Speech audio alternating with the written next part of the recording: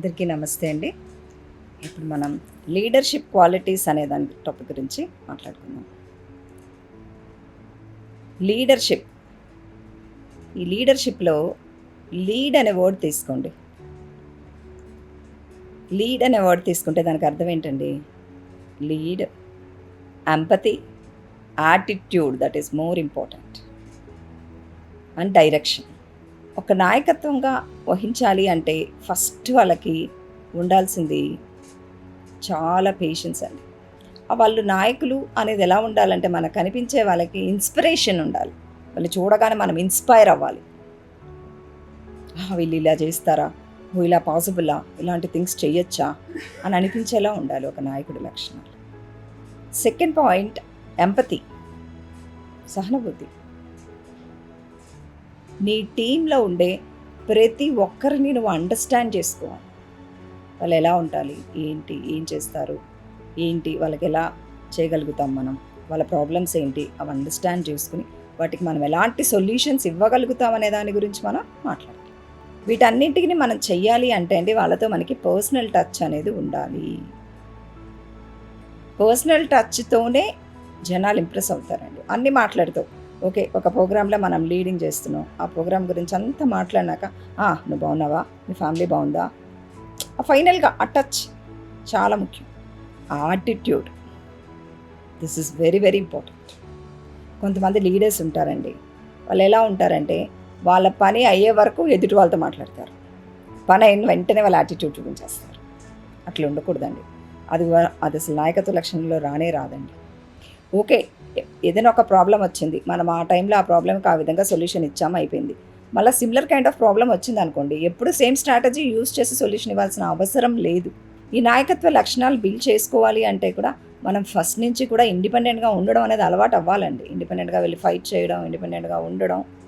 So మీరు చదువుకునేటప్పుడు, నేర్చుకునేటప్పుడు కూడా గుడ్ లీడర్స్ గురించి తెలుసుకోవాలి. వాళ్ళు ఎలా చేశారు, ఏం చేశారు, ఇవన్నీ కూడా మన మీద ఇంపాక్ట్ చేస్తాయండి ఖచ్చితంగా. Attitude is very very important. The next one, direction, path.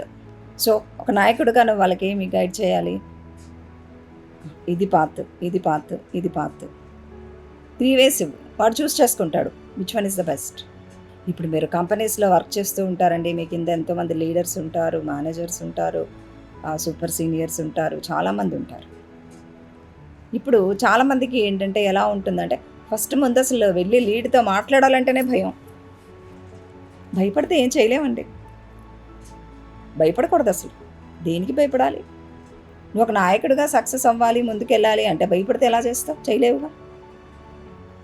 First వాళ్ళకి బోల్డ్నెస్ ఉండాలండి. ఆ బోల్డ్నెస్ అనేది డెవలప్ చేసుకోవాలి. ఒక నాయకుడిగా మీకు ఉండాల్సిన ఇంకో లక్షణం ఏంటంటే నువ్వెవ్వరిని డిస్కరేజ్ చేయకూడదు, అందరినీ మోటివేట్ చేయాలి. ఎందుకంటే ప్రతి ప్రాబ్లంకి సొల్యూషన్ అయితే ఖచ్చితంగా ఉంటుందండి. సొల్యూషన్ లేకుండా ప్రాబ్లమ్స్ ఉండవు, కానీ ఆ సొల్యూషన్ రావడానికి టైం పడుతుంది. సో నువ్వు వాళ్ళకి ఆ రైట్ డైరెక్షన్ అనేది చూపించాలి.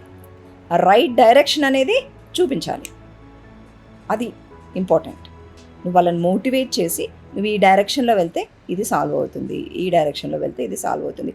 ఒక్కొక్కసారి నువ్వు చెప్పినప్పుడు అవ్వలేదు అనుకో, okay, we will change it, it's not a big deal. ఎంత కాన్ఫిడెన్స్ ఇవ్వాలంటే ఒక లీడరు, నాకు ఈ సమస్య వచ్చింది, నేను ఇప్పుడు నా లీడర్ దగ్గరికి వెళ్తే నా ప్రాబ్లం సాల్వ్ అయిపోతుంది అన్న కాన్ఫిడెన్స్ని బిల్డ్ చేయాలి. అంత కాన్ఫిడెన్స్ బిల్డ్ చేయాలి అంటే it's all depends on your how you are proceeding with them. వాళ్ళతో ఎలా మాట్లాడుతున్నావు, నీ టీంతో ఎలా ఉంటున్నావు, ఎలా చేస్తున్నావు. నాకు చాలాసేపు నుంచి నేను ట్రై చేస్తున్నాను, నాకు రాలేదు సొల్యూషను, ఒకసారి మా లీడ్ దగ్గరికి వెళ్ళేస్తే దీని సొల్యూషన్ వచ్చేస్తుంది, ఎందుకు నేను ఇది టైం వేస్ట్ చేసుకుంటున్నాను అన్న ఫీలింగ్ నీకు రావాలి. Then is a good leader, because the team is having the positivity. You need to build that positivity. If negativity is there, they won't come. వాళ్ళు రారు, అసలు అడగడానికి కూడా రారు.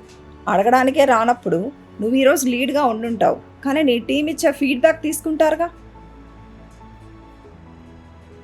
ఎప్పుడైనా సరే ఫీడ్బ్యాక్ చెప్పేటప్పుడు ఒక 3 పాయింట్లు పాజిటివ్ చెప్పండి, 1 పాయింట్ నెగిటివ్ చెప్పండి. అన్నీ నెగిటివ్ చెప్పారనుకో వాళ్ళు సాటిస్ఫై కారు. ఎవరు సాటిస్ఫై కారండి. ఎందుకంటే ప్రతి మనిషిలో పాజిటివ్స్ ఉంటాయి, నెగిటివ్స్ ఉంటాయి. మీరు ఒక లీడ్గా వాటిలో ఉండే పాజిటివ్ పాయింట్స్ ఫస్ట్ చెప్పి ఎంకరేజ్ చేయండి. మీరు పాజిటివ్ పాయింట్స్ చెప్పి ఎంకరేజ్ చేస్తున్నప్పుడు వాడు మీకు ఎట్లా అయితే దగ్గర అవుతాడో, వన్ ఫైన్ డే మీరు వెళ్ళి వాడికి వాడి నెగిటివ్ పాయింట్స్ మీరు చెప్పినా కూడా వాడు యాక్సెప్ట్ చేస్తాడు. అది గుడ్ లీడర్షిప్. ఎప్పుడూ కూడా ఒకేలాగా మాట్లాడి ఒకేలాగా చేశారనుకోండి, దే విల్ ఫెడ్ అప్. అంటే వాళ్ళు నేను కలవడానికి కూడా అవాయిడ్ చేస్తారు. అది కాదుగా మనకు కావాల్సింది. If you want to be a successful leader, అట్లా అంతా చేయకూడదు.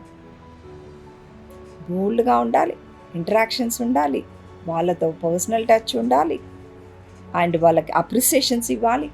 ఇంకొకటి, ఇన్ని క్వాలిటీస్ ఉన్న లీడర్కి చాలా ఆపర్చునిటీస్ వస్తాయి. వాళ్ళు ఎప్పుడు బిజీగానే ఉంటారు. వాళ్ళ కెరియర్లో సక్సెస్ అవుతారు, వాళ్ళ లైఫ్లో సక్సెస్ అవుతారు. డెఫినెట్గా వాళ్ళ టీంలో ఏం ప్రాబ్లం వచ్చినా ఆయన దగ్గరికే వస్తారు. That is a great honour, is it right?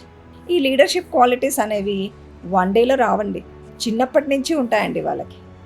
Schooling నుంచి ఆడుకునేటప్పటి నుంచి ఉంటాయి వాళ్ళకి. ఒక క్రికెట్ ఆడాలి, ఒక టీం ఫామ్ చేస్తాడు. ఒక బాస్కెట్బాల్ గేమ్ ఆడాలి, ఒక టీం ఫామ్ చేయగలడు. అవి చిన్నప్పటి నుంచి వాళ్ళకి ఎవరు గైడ్ చేయరండి. కొంతమంది పిల్లలకి బై జెనెటిక్ వస్తాయి, కొంతమంది పిల్లలకి అది బర్త్లో ఉంటాయండి, ఆ జీన్స్ వస్తాయి వాళ్ళకి, నాయకత్వ లక్షణాలు.